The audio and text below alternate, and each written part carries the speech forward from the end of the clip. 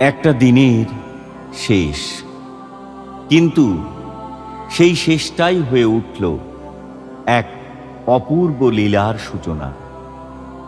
চাঁদের নরম আলোয় ভেসে যাচ্ছে গঙ্গার বুক। জাহাজ থেমেছে, কিন্তু আনন্দ যেন থামছে না। এই নীরব, শান্ত, স্বপ্নময় পরিবেশে শ্রীরামকৃষ্ণ যেন একেবারে শিশুর মতো সহজ, স্বতঃস্ফূর্ত।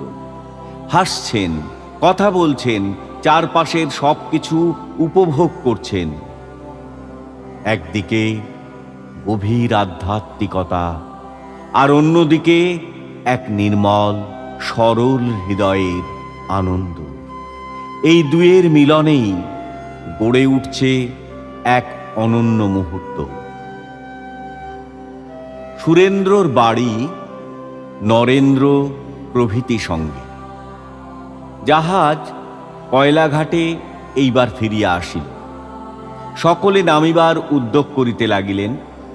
ঘরের বাহিরে আসিয়া দেখেন কোজাগরের পূর্ণচন্দ্র হাসিতেছে।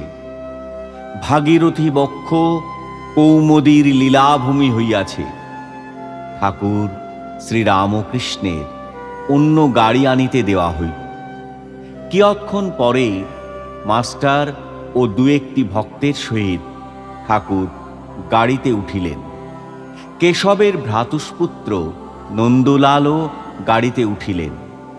ঠাকুরের সঙ্গে খানিকটা যাবে। গাড়িতে সকলে বসিলে পর ঠাকুর জিজ্ঞাসা করিলেন, কই, তিনি কই?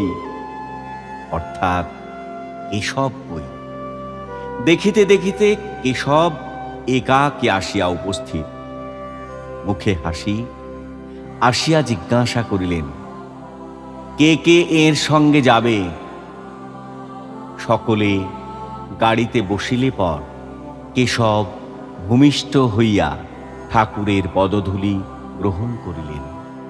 ঠাকুরও সস্নেহে সম্ভাষণ করিয়া বিদায় দিলেন। গাড়ি চলিতে লাগিল। ইংরেজ টোলা, সুন্দর রাজপথ। পথের দুই দিকে সুন্দর সুন্দর অট্টালিকা। পূর্ণচন্দ্র উঠিয়াছে। অট্টালিকাগুলি যেন বিমল শীতল চন্দ্রকিরণে বিশ্রাম করিতেছে। দ্বারদেশে বাষ্পীয় দ্বীপ, কক্ষ মধ্যে দীপমালা, স্থানে স্থানে হারমোনিয়াম, পিয়ানো, সংযোগে ইংরেজ মহিলারা গান করিতেছে। ঠাকুর আনন্দে হাস্য করিতে করিতে যাইতেছেন। হঠাৎ বললেন, আমার জল তৃষ্ণা পাচ্ছে, কি হবে? কি করা যায়? নন্দলাল ইন্ডিয়া ক্লাবের নিকট গাড়ি থামাইয়া উপরে জল আনিতে গেলেন। কাঁচের গ্লাসে করিয়া জল আনিলেন। ঠাকুর সহাস্যে জিজ্ঞাসা করিলেন, গ্লাসটি ধোয়া তো? নন্দলাল বললেন, হ্যাঁ ঠাকুর। সেই গ্লাসে জল পান করিলেন। বালকের স্বভাব। গাড়ি চালাইয়া দিলে ঠাকুর মুখ বাড়াইয়া লোকজন, গাড়ি ঘোড়া, চাঁদের আলো দেখিতেছে। সকল তাতেই আনন্দ। নন্দলাল কলুটোলায় নামিলেন। ঠাকুরের গাড়ি শিমুলিয়া স্ট্রিটে শ্রীযুক্ত সুরেশ মিত্রের বাড়িতে আসিয়া লাগিল। ঠাকুর তাহাকে সুরেন্দ্র বলিতেন। সুরেন্দ্র ঠাকুরের পরম ভক্ত। কিন্তু সুরেন্দ্র বাড়িতে নাই, তাহাদের নতুন বাগানে গিয়াছেন। বাড়ির লোকেরা বসিতে নিচের ঘর খুলিয়া দিলেন। গাড়ি ভাড়া দিতে হবে। কে দিবে? সুরেন্দ্র থাকিলে সেই দিত। ঠাকুর একজন ভক্তকে বলিলেন, ভাড়াটা মেয়েদের কাছ থেকে চেয়ে নে না। ওরা কি জানে না ওদের ভাতাররা যায় আসে? সকলের হাস্য। নরেন্দ্র পাড়াতেই থাকেন। ঠাকুর নরেন্দ্রকে ডাকিতে পাঠাইলেন। এদিকে বাড়ির লোকেরা দোতলার ঘরে ঠাকুরকে বসাইলেন। ঘরের মেঝেতে চাদর পাতা, দু চারটে তাকিয়া তার উপর। কক্ষ প্রাচীরে সুরেন্দ্রর বিশেষ যত্নে প্রস্তুত ছবি, অয়েল পেন্টিং, যাহাতে কেশবকে ঠাকুর দেখাইতেছেন হিন্দু, মুসলমান, খ্রিস্টান, বৌদ্ধ সকল ধর্মের সমন্বয়, আর বৈষ্ণব, শাক্ত, শৈব ইত্যাদি সকল ধর্মের সমন্বয়। হাং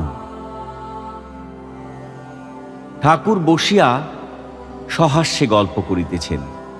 এমন সময় নরেন্দ্র আসিয়া পৌঁছিলেন। তখন ঠাকুরের আনন্দ যেন দ্বিগুণ হইল। তিনি বলিলেন, আজ কেশব সেনের সঙ্গে কেমন জাহাজে করে বেড়াতে গেছিলাম। বিজয় ছিল, এরা সব ছিল। মাস্টারকে নির্দেশ করিয়া বলিলেন, একে জিজ্ঞাসা কর, কেমন বিজয় আর কেশবকে বললুম। মায়ে ঝিয়ে মঙ্গলবার আর জটিলে কুটিলে না থাকলে লীলা পোষ্টাই হয় না, এই সব কথা। মাস্টারের প্রতি কেমন গা? মাস্টার কহিলেন, আজ্ঞে হ্যাঁ। রাত্রি হইল, তবু সুরেন্দ্র ফিরিলেন না। ঠাকুর দক্ষিণেশ্বরে যাইবেন, আর দেরি করা যায় না। রাত 10:30। রাস্তায় চাঁদের আলো। গাড়ি আসিল। ঠাকুর উঠিলেন। নরেন্দ্র ও মাস্টার প্রণাম করিয়া কলিকাতাস্থিত স্ব বাটিতে প্রত্যাগমন করিলেন। রাত গভীর হল।